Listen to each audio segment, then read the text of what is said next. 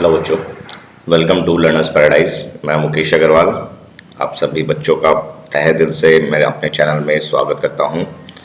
उम्मीद है कि आपने मेरी काफ़ी सारे चैप्टर्स के जो पहले वीडियोस हैं वो देखा होगा।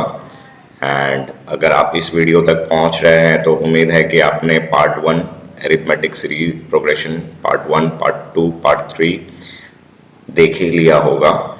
अगर आपने नहीं देखा है तो प्लीज़ पहले पार्ट 1 देखें, आपका कॉन्सेप्ट्स बहुत ही क्लियर हो जाएगा बच्चों, है ना।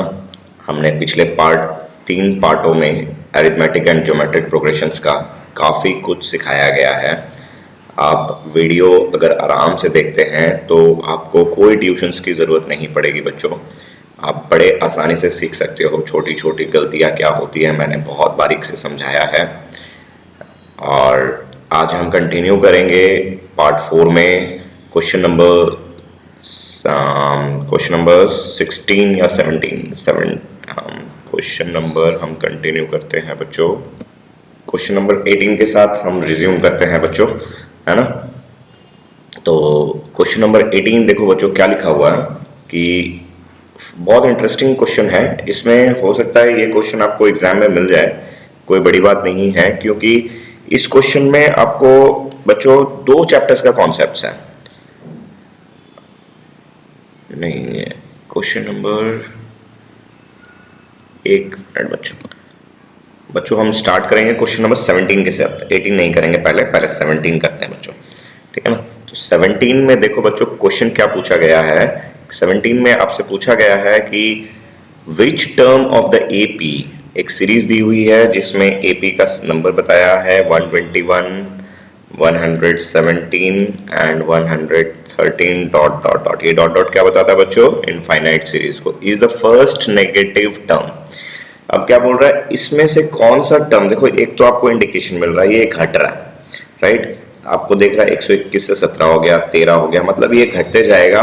एक पॉइंट आएगा जहां पे ये इसकी वैल्यू 0 होगी, उसके बाद से ये नेगेटिव होना भी शुरू हो जाएगा, ठीक है बच्चों।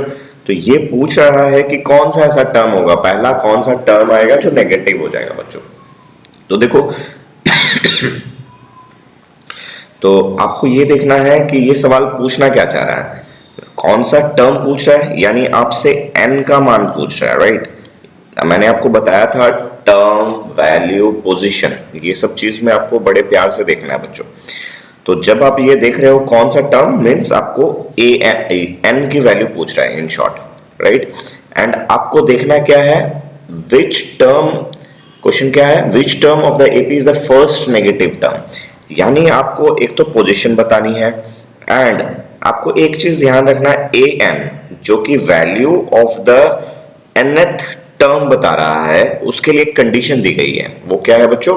It should be negative. Negative का मतलब क्या होता है बच्चों? हमने लीनियर इक्वेशंस में पढ़ा है, it is should be less than 0। तो बस एक ही कंडीशन है, बस ये अगर आपको आ गया तो आप ये पूरा चैप्टर ये वाला पूरा क्वेश्चन सॉल्व कर सकते हैं बच्चों। अब देखो which term of the AP आपको बोला गया है इज नेगेटिव, तो नेगेटिव मतलब लेस देन 0। इधर इक्वेशन नहीं बन रहा है, इधर इन इक्वेशंस बन रहा है बच्चों, ठीक है ना। तो ये चीज आपको समझनी है इस क्वेश्चन में, ये एक बहुत इंटरेस्टिंग क्वेश्चन है ना। तो अब देखो इसमें क्या हो जाएगा, अगर ये ए एन है, आपको पता है ए एन का फॉर्मूला क्या है, A plus N minus 1 into D is less than 0 हो गया बच्चों। नेक्स्ट आगे बढ़ते हैं, देखो क्या लिखा हुआ है इसमें।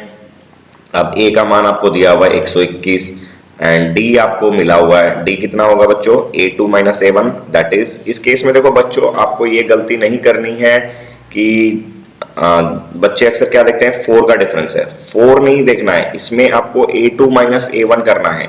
a2 माइनस a1 यानी कितना हो जाता है बच्चों? 117 माइनस 121, ये करना है, आंसर आएगा -4। यही चीज है, अगर इस क्वेश्चन में आप 4 कर देते हैं तो पूरा क्वेश्चन गलत हो जाता है बच्चों, आंसर पूरा गलत हो जाता है।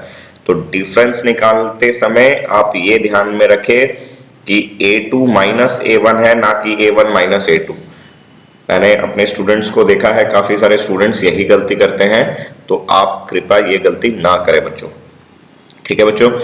तो इसमें क्या हो गया, अब a प्लस, a का वैल्यू आपको मिल गया डी का वैल्यू आपको मिल गया। आप सब पुट करोगे, आपको लीनियर इक्वेशन सॉल्व करना आता है।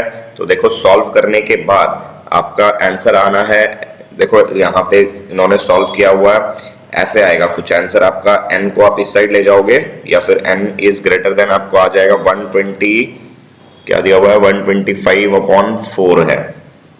ठीक है बच्चों, तो अगर आप इसको सॉल्व करते हो तो इसका वैल्यू कितना आता है 31 पॉइंट समथिंग आएगा, 31 पॉइंट समथिंग। अब देखो एक चीज मैंने आपको इससे पहले क्लास में पढ़ाई थी कि n की वैल्यू कभी फ्रैक्शनल नहीं हो सकती, कभी नेगेटिव नहीं हो सकती।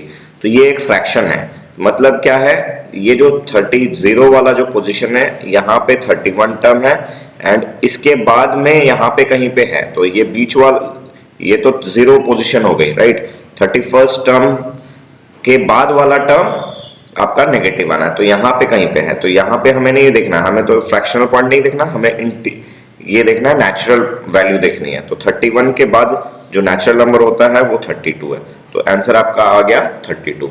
ठीक है बच्चों, तो इस तरह से ये 32 हमने आप फ्रैक्शन में क्यों नहीं ले रहे हैं, क्योंकि position can not be fractional. ठीक है, the value of position can not be fractional, है ना। बट ये फ्रैक्शन हो सकती है बच्चों, the value of the nth term can be fractional but n can not be fractional. an fractional हो सकता है, n फ्रैक्शनल नहीं होता है बच्चों, ये आपको बड़े ध्यान से देखना है। ठीक है, बढ़ते हैं नेक्स्ट क्वेश्चन की ओर। क्वेश्चन नंबर 18 देखते हैं क्या लिखा हुआ बच्चों। क्वेश्चन नंबर 18 में हाउ मेनी मल्टीपल्स ऑफ 4, देखो आपको बोला है मल्टीपल ऑफ 4, पहली बात, ठीक है, lies between 10 and 250, lies between 10 and 250। अब दो चीज है, देखो क्या बोल रहा है बच्चों, 10 और 250, 10 एंड 250 के बीच में देखो एक वर्ड है, आपको ध्यान देने का वर्ड है बिटवीन। अब बोलोगे सर इसमें बिटवीन में क्या ध्यान देना, अब बिटवीन एक बहुत ही इंपॉर्टेंट वर्ड है बच्चों, अगर आप थोड़ा सा मिस कर जाते हो तो ये काफी दिक्कतें करती हैं। तो देखो बच्चों इसमें क्या लिखा हुआ है, एक very important word that is between. अब इस बिटवीन का मतलब क्या बच्चों, आपको ये समझना है। बिटवीन मतलब आपको 10 को और 250 के बीच का नंबर, यानी आपको इसको एक्सक्लूड करना है। ये 10 नहीं आएगा, ये 250 नहीं आएगा बच्चों। ये बड़ी गलती है जो बच्चों सब करते हैं और आंसर यही इसी पे डिपेंड है। तो ये वर्ड आपको ध्यान देना है बिटवीन को। बिटवीन मतलब 10 के बाद कौन सा आ रहा है, कैसे निकालोगे, जनरली ये तो छोटा नंबर है तो आप निकाल सकते हो। जैसे 10 को हम 4 से अगर डिवाइड करते हैं तो 4 2 8 हो गया बच्चों, राइट। 8 होने के बाद रिमाइंडर कितना मिल रहा है बच्चों, इस केस में 2 बच रहा है। तो आपको ये देखना है कि इसमें से 2 बच रहा है, यानी इस 2 को 4 बनाना है हमें। तो क्या करेंगे बच्चों, +2, यानी अगर 10 में +2 ऐड करेंगे तो 12। ये देखो मैं, ये तो नंबर है, ये तो आप बोलोगे सर 12 तो आता ही है सभी को, आप क्यों समझा रहे हैं। ये प्रोसेस समझना है बच्चों, आंसर से हमें इंटरेस्टेड नहीं है। हो सकता है यहाँ 10 के जगह कोई दूसरा नंबर हो जो आपको दिक्कत करे, है ना। 4 के जगह कुछ ऐसा नंबर हो जो आपको मल्टीपल निकालने में दिक्कत हो रही हो। तो ये प्रोसेस अप्लाई करेंगे, जो इस साइड नंबर दिया हुआ है उसको जिसका मल्टीपल बोला हुआ है उससे डिवाइड करें। रिमाइंडर जो बचता है, रिमाइंडर मतलब क्या बच रहा है, इतना बच रहा है डिवाइड करने के बाद, तो उस रिमाइंडर को आपको वो डिविजर बनाना है। तो उनके बीच का गैप देखना है, जो रिमाइंडर बचा, रिमाइंडर और डिविजर, यानी आपको डिविजर माइनस रिमाइंडर करोगे तो आपको वैल्यू मिलेगा, क्या ऐड करना है। ठीक है, तो इस केस में उसकी वैल्यू आ रही है +2, यानी आपको यहां से क्या मिल रहा है, 12 हो गया आपका A1, यानी फर्स्ट वैल्यू 12 हो गई। मल्टीपल ऑफ 4 बोला हुआ है बच्चों, तो यानी 4 का डिफरेंस, यानी D क्या हो गया इस केस में, D हो गया 4 बच्चों, है ना। तो नेक्स्ट टर्म क्या हो जाएगा 16, उसके बाद क्या हो जाएगा 20। अब लास्ट टर्म कैसे निकाले बच्चों, 250 है, देखो अब वही कॉन्सेप्ट है। 250 को 4 से डिवाइड करेंगे बच्चों, तो 4 6 24, 1 10, 4 2 8 2, मतलब इस नंबर में क्या है 250, ये लास्ट है, तो हमें तो इससे कम लेना है ना बच्चों। तो ये क्या है, 250 में 2 एक्स्ट्रा है ना, तो हमें तो नेक्स्ट नंबर अगर चाहिए तो इसमें आपको क्या करना है, ये रिमाइंडर हो गया, ये डिवीजर हो गया बच्चों, है ना। तो डिवीजर माइनस रिमाइंडर करोगे तो आपको नेक्स्ट टर्म मिलता है ना। इस केस में क्या करना है, आपको रिमाइंडर को घटाना है ताकि उससे पहले वाला टर्म मिल जाए, यानी डिविडेंड। इस केस में क्या होगा, डिविडेंड से यानी जो कि 250 है उससे रिमाइंडर को माइनस करना है, ठीक है बच्चों। तो आपको 250 माइनस 2 करोगे तो 248, यानी आपको ये पता चल गया 248 है ना बच्चों। तो लास्ट टर्म, या तो लास्ट टर्म पता चल गया, या आप सोच लो आपको nth टर्म निकालना है ना, तो यहां से आपको n निकालना है। तो a n इन शॉर्ट आपको क्या है, a n में से n निकालना है, तो नंबर ऑफ टर्म्स मिल जाएगा। इसकी पोजीशन निकालनी है, राइट। हाउ मेनी टर्म्स अगर बोला गया है क्वेश्चन में, how many multiples of 4 lies between, right. तो आपको इन शॉर्ट n निकालना है। अब क्या करना है, ये हो गया l या फिर a n पकड़ लो आप। अब इसका फॉर्मूला पुट करो, इसमें क्या है बच्चों, a1 कितना हो गया 12 plus n minus 1 into D, n-1 into D यानी 4, है ना। अब इसका मान कितना हो गया, ये हो जाएगा 248। अब आप इसको सॉल्व करोगे तो n का मान आपको मिल जाएगा बच्चों, ठीक है ना। तो find the answer, you will get this. तो ये कॉन्सेप्ट इसमें क्या समझने का बच्चों, कि जब बिटवीन वाला फंडा बोला गया है तो इसमें 2-3 कॉन्सेप्ट्स आपको बड़े अच्छे से समझना है। बिटवीन मतलब बीच में, यानी जो 2 लिमिट्स लास्ट की दी हुई है इसे हमें हटाना है, इसे रखना नहीं है इसमें, ठीक है ना। तो इनके बीच वाला नंबर निकालना है। दूसरी बात, जब मल्टीपल बोलेंगे तो डिवीजर कैसे निकालेंगे इसका नेक्स्ट टर्म। अगर नेक्स्ट टर्म निकालना है तो डिवीजर माइनस रिमाइंडर करेंगे, एंड प्रीवियस टर्म निकालना है तो डिविडेंड माइनस रिमाइंडर करेंगे, है ना बच्चों। तो इस तरह से आपको फर्स्ट और लास्ट टर्म मिल जाएगा। डिफरेंस तो मल्टीपल जो बोला हुआ है वही डिफरेंस हो जाता है बच्चों इस केस में, ठीक है। तो बढ़ते हैं नेक्स्ट क्वेश्चन, यानी क्वेश्चन नंबर 19 की ओर। तो देखो 19 में क्या लिखा हुआ है, क्वेश्चन नंबर 19, है ना। तो 19 में बोला गया है how many 3 digits number are divisible by 7। अब 3 डिजिट्स नंबर, देखो क्वेश्चन लगभग वही है। अब आपको 3 डिजिट, आपको पता है स्टार्टिंग 3 डिजिट नंबर क्या है, 100, है ना। एंड लास्ट डिजिट नंबर क्या है, 999, है ना। तो आपको कॉन्सेप्ट क्वेश्चन वही पैटर्न में तक चला गया, मींस आपको क्वेश्चन ये हो गया कि हाउ मेनी 3 देखो पहला क्वेश्चन क्या था, how many multiples of 4 lies between, ये हो गया। अब क्वेश्चन ये हो गया how many multiples of 7 lies between, lies from, देखो फ्रॉम और टू, एक हो गया फ्रॉम 100 टू 999, मतलब हमको इसको भी देखना है ना। और बिटवीन, इससे पहले आपने पढ़ा था बिटवीन में क्या होता है, लास्ट जो लिमिट दी हुई है उसे हमें हटा देना होता है बच्चों, है ना।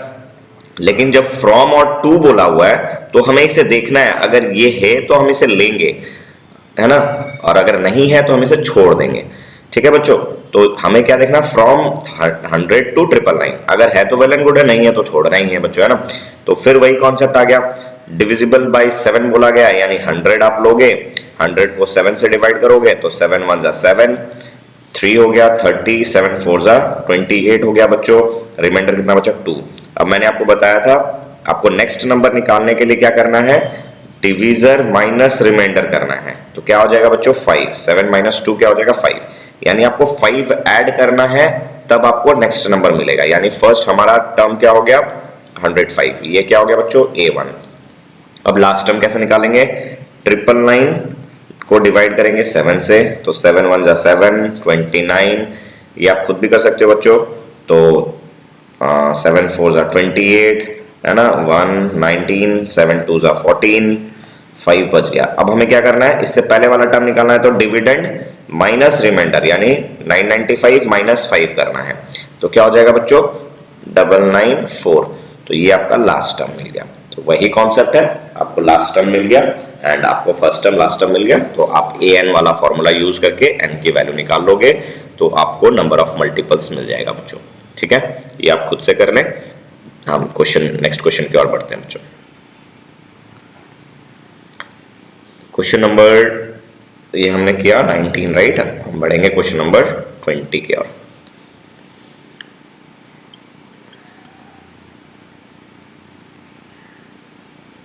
देखो ये क्वेश्चन प्रीवियस ईयर क्वेश्चन है, तो वो बहुत ही इंपॉर्टेंट रहने वाला है। इसमें आपको देखना है कि कॉन्सेप्ट्स क्या पूछना चाह रहा है एग्जामिनर, आपसे क्या उम्मीद करता है पूरे चैप्टर में, राइट।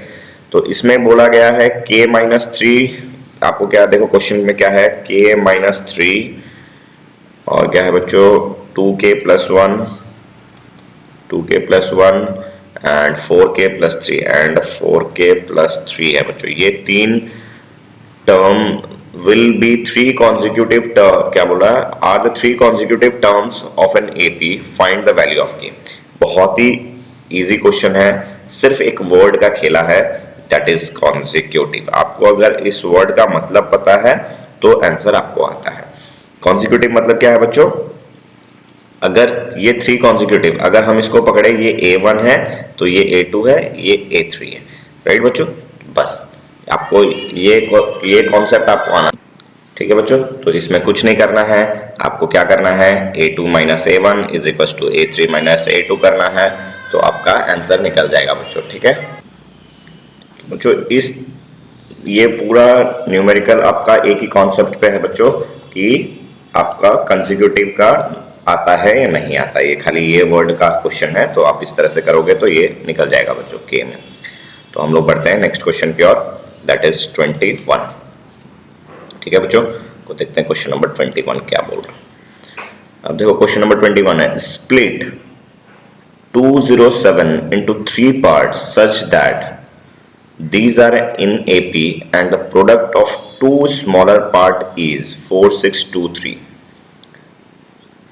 तो देखो जब भी आपको इस तरह का क्वेश्चन आता है बच्चों, है ना, तो इस तरह का क्वेश्चन मतलब जैसे 3 होता है, कभी कभी बोला जाएगा sum of 3 terms of an AP, consecutive terms of an AP, right.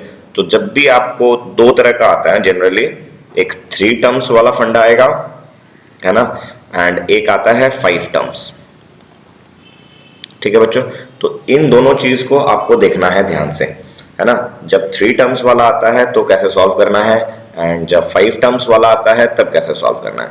जब 3 टर्म्स वाला आता है बच्चों, तो आपको क्या लेना है, 3 कॉन्जिक्यूटिव टर्म्स जो लोगे आप, उसको कैसे लोगे आप, उनको आपको लेना है, मिडिल वाले को आप ए ले लो, है ना, 3 बोला हुआ, राइट। हमें A1, A2 और A3 चाहिए बच्चों। तो हम क्या करेंगे, मिडिल वाले को ए लेते हैं। तो इससे पहले वाला क्या हो जाएगा बच्चों, A - D हो जाएगा। इसके बाद वाला क्या हो जाएगा, A + D हो जाएगा। अब आप बोलोगे सर हम यही क्यों ले, राइट। आप ऐसे भी ले सकते हो, इसको A ले सकते हो, इसको A + D ले सकते हो, इसको A + 2D ले सकते हो बच्चों। ये भी सही है, ये भी सही है, डिपेंड करता है कि इजी किस में है, आपको लेना क्या है। हमें हमेशा इजी से काम करना, आसानी से काम करना। जब आप ये लेते हो बच्चों, तो देखो इसमें क्या फायदा है, जब आप इस 3 कॉन्जिक्यूटिव टर्म का आपको सम बोला जाता है, तो ये लेने पे आपको क्या फायदा होता है, देखो A - D plus A plus आपको A + D करोगे, यानी A1, A2, A3 जब आप करते हो तो देखो D कैंसिल आउट हो जाता है इस केस में। तो आंसर क्या हो जाता है, जस्ट 3A हो जाता है, यानी सम आपको सिर्फ 3A, यानी आपको पूरा क्वेश्चन सिंगल वेरिएबल में हो जाता है। देखो यहाँ 2 वेरिएबल से हम सिंगल वेरिएबल में आ गए।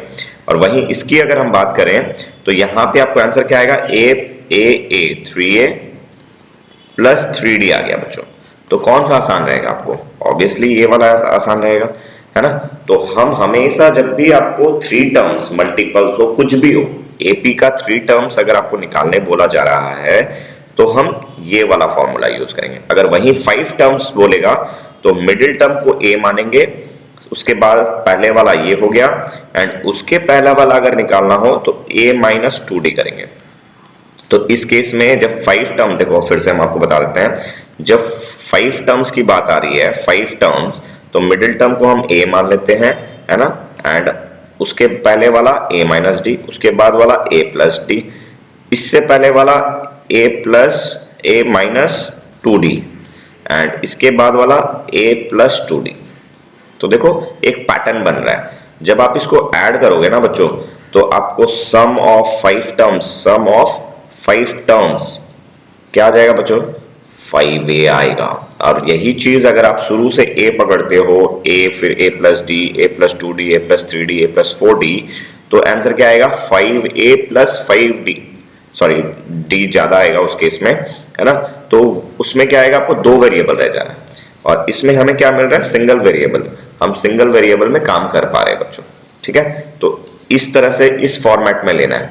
अब देखो इस क्वेश्चन में आपको क्या बोला गया है, split 207 into 3 parts such that these are in AP, right. First आपको 3 टर्म्स आपको समझ में आ गया कि हमें 3 टर्म्स लेना है, तो A लेना है मिडिल साइड वाला A माइनस डी, एंड उसके बाद वाला A प्लस डी हो जाएगा। तो ये 3 लेना है, 3 टर्म्स तो आपको लेना है, ये आपने देखा, राइट।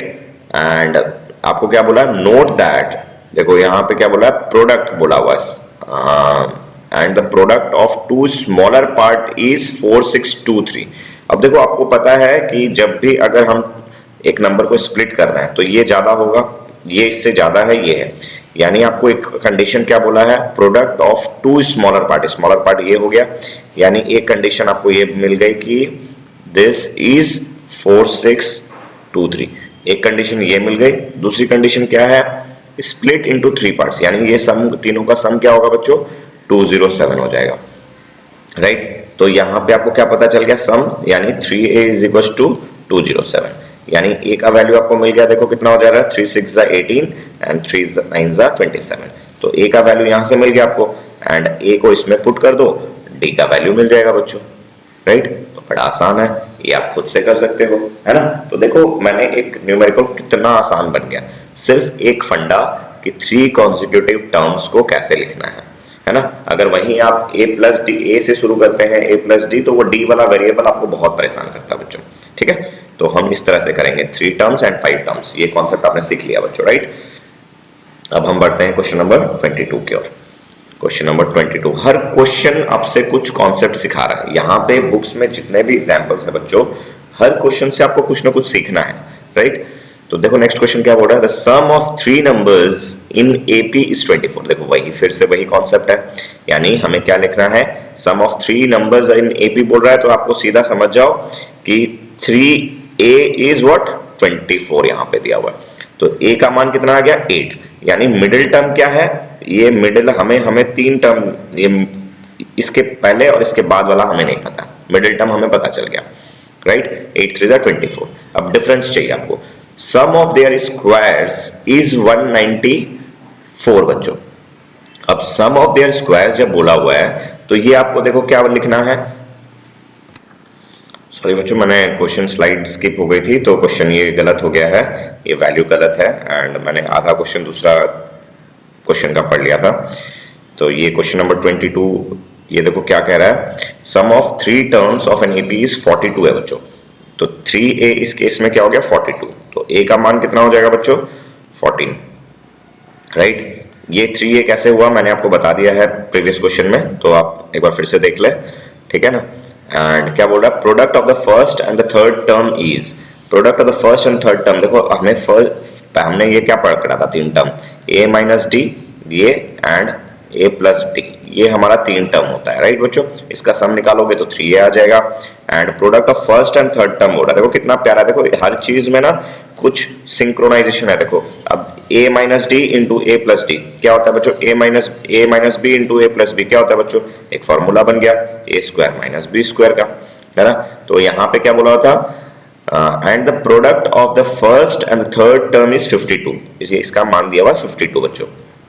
तो ये क्या हो गया, a square minus b square 52, आपको a का वैल्यू दिया हुआ है, b का आप निकाल लो, ये आसानी से निकल जाएगा, b इन शॉर्ट यानी यहाँ पे d होगा बच्चों, राइट, है ना। तो ये देखो कितना प्यारा है, हर चीज में देखो फॉर्मूला यूज हो रहा है, कहीं ना कहीं कोरिलेशंस रहता है बच्चों, क्वेश्चन ऐसा बनाया गया है कि हर चीज में कोरिलेशंस मिल जाते हैं आपको, ठीक है बच्चों। तो इस तरह से आप d का वैल्यू निकाल लोगे तो आपका ये क्वेश्चन भी हो जाएगा। क्वेश्चन नंबर ये 23 था बच्चों, मैंने 22 लिख दिया, ठीक है ना। नेक्स्ट क्वेश्चन देखते हैं क्या है बच्चों। अब मे बी ये लास्ट क्वेश्चन था बच्चों, है ना, नहीं और एक क्वेश्चन है बच्चों 24 है ना। तो चलो हम लोग लास्ट क्वेश्चन ये कर लेते हैं, आज का वीडियो यहीं तक रहेगा, एंड मैं आपसे रिक्वेस्ट करूंगा कि आपका पिछले प्रीवियस ईयर जितने भी क्वेश्चंस है ना वो आप खुद से सॉल्व कर लें, ठीक है बच्चों। देखो यहाँ पे क्या लिखा हुआ है, the angles of a triangle are in AP. अब देखो यहाँ पे आपको 2 चीज समझनी है, पहली बात आपको ये आना चाहिए कि ट्रायंगल के 3 एंगल होते हैं, ठीक है। And sum of angles of triangles कितने होते हैं? 180 डिग्री होते हैं बच्चों, 180 डिग्री होते हैं, राइट। तो आपको अगर ये तीनों एपी में है तो आपको वही वाला कॉन्सेप्ट है, a minus D, A and a plus D, यानी 3a का मान आपको क्या दिया हुआ, सम ऑफ ऑल द एंगल्स कितना होगा, 3a कितना हो गया 180 डिग्री, यानी a का मान आपको मिल गया 60 डिग्री, है ना। अब आपको क्या करना है, डिफरेंस निकालना है, ठीक है बच्चों, मतलब d निकालना है, मेन क्या है d निकालना। अब d के लिए भी कुछ कंडीशन दिया हुआ, देखो the greatest angle is twice the list. अब ग्रेटेस्ट एंगल क्या है, ये वाला है a प्लस डी क्या बोल रहा है, ट्वाइस द लिस्ट बोल रहा है, यानी a माइनस डी बोल रहा है बच्चों, है ना। तो क्या हो जाएगा, ये देखो a plus d is equal to 2a minus 2d, ये 2a को यहाँ ले आओ तो ये क्या हो जाएगा बच्चों, 2a माइनस a एंड ये d यहाँ आ जाएगा 3d, है ना। तो 3d is equal to a का वैल्यू कितना है 60 है ना। तो 3d हो गया 60, तो d का वैल्यू हो गया बच्चों 20, है ना। तो d अगर 20 है, हमने क्या पढ़ा था, ये 20 है, तो a माइनस डी यानी ये कितना हो जाएगा, ये हो जाएगा 40 एंड ये कितना हो जाएगा 80, राइट बच्चों।